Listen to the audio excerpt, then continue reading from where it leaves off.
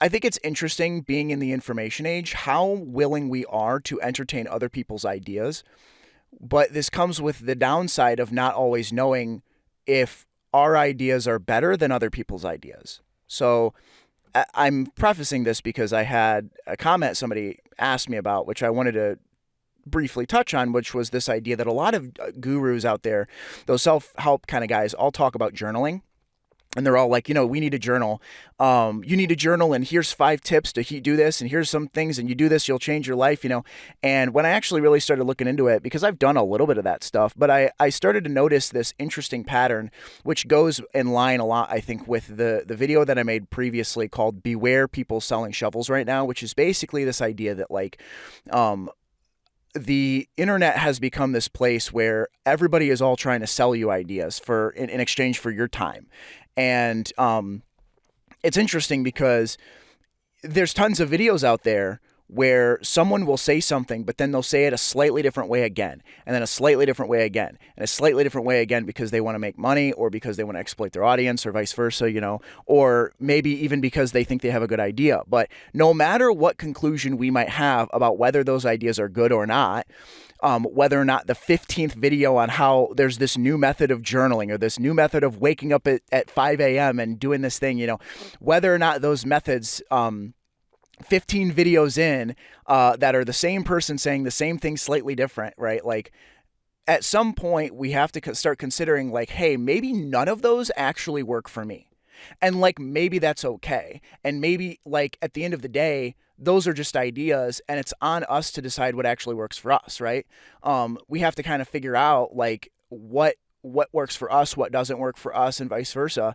And so, everybody has their sort of level of comfort and discomfort. And we also have to recognize that there's not, like, necessarily a right or wrong way to do stuff. At the end of the day, it just comes down to, like, what we're the most comfortable with, and or what works for us. So, like, as an example, one of the things I've been trying to figure out lately has been how to like how to start working out again in a way that works for me, because I normally don't work out very well in the morning. But normally, anyways, I normally have trouble working out in the morning, just because I'm really groggy and tired. But it also is really hard for me to work out at night because I'm exhausted from my long day. And if all these gurus come out here and they tell me, oh, you got to get up at 5 a.m., you got to work out in the morning when, the sun comes up and it hits your circadian rhythm and you get all this energy, it's like, if I focus so hard on doing that, and I'm like, if I'm not doing what they said, I'm doing it wrong, like, I think then there comes this sort of lack of confidence in myself that I can make my own decisions, and I start sort of leaning on the internet and all of these people out there to make the decision for me, and that sort of withers my confidence. And over time, I start to sort of doubt myself more and more, and trust people online more and more, and it becomes confusing, And so, all these people out there, myself included, dude, like, don't listen to me. If the stuff I'm saying isn't providing value, isn't interesting, then just bail. And that's fine. That's, like, good, because at the end of the day, like, we all have to start making decisions for ourselves, and we can sort of look at these videos and this kind of information out there, and even just advice from other people that are, we know personally. Like, if we know someone personally that says, hey, here's some advice, do this. Here's some advice, do this. It's consider both the idea that, the people that are making that advice, maybe they care about you, but that's what works for them. But also, maybe the people giving you the advice, especially personally, don't know anything about it. So I'll give you a great example. I have mentioned before on this channel several times that I was raised around very, very turbulent marriages, right?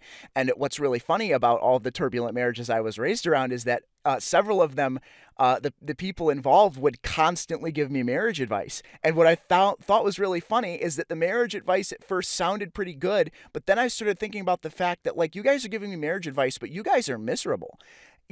Would you take marriage advice from people that are not happily married, right? Like, would you do that? And it goes into that, it sort of connects back to that idea of, like, would you take advice from somebody where you don't really necessarily know if that advice is instantiated in a trustworthy, reliable way? If somebody says this is has 9 videos on their channel or 14 videos on how best to fix your life or how best to improve this thing or this is the best way to do this or whatever, it's like, yeah, but like, I don't know you.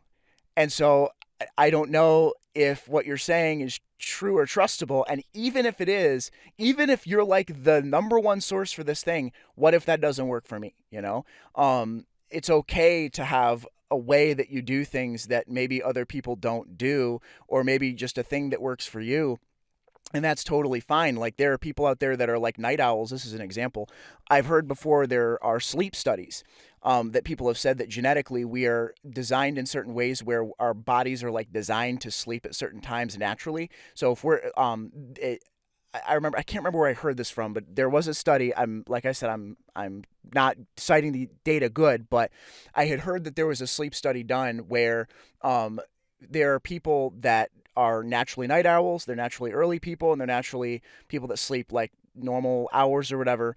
And it's kind of hard to change that. But like, if you're a night owl and you're like, I'm just going to go get a third shift job because that's just what works for me, where I stay up till like 2 a.m. working and it makes me feel good and I don't feel like crap. Like, I wake up, maybe 10, 11 a.m. and I feel great. There are people out there that live like that, and it's like, that's what works for them. And it's like, you don't have to feel like, man, I feel like crap because I feel like I'm supposed to be doing it this way or that way. It's like, no, whatever works for you and whatever works for me. Like, the ultimate goal of all the information we have accessible to us to sort of change our life and improve things and make good decisions. At the end of the day, the question is what works the best for us. And the willingness to sort of be confident in that and to try that and then be able to go to sort of put our hand up and go, nope, that way of doing it, that's not for me.